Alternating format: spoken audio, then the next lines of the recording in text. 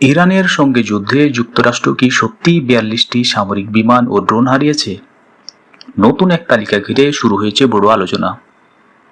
মার্কিন যুক্তরাষ্ট্রের Congressional research service CRS কর্তৃক প্রকাশিত তালিকা অনুযায়ী ধ্বংস হওয়া আকাশযানগুলোর মধ্যে রয়েছে 4টি F-15E স্ট্রাইক ইগল, একটি A-10 যুদ্ধবিমান, 24টি MQ-9 রিপার ড্রোন, একটি MQ-4C ট্রিটন ড্রোন, একটি E-3 সেন্ট্রি নজরদারি বিমান ও দুটি MC-130J সামরিক পরিবহন বিমান।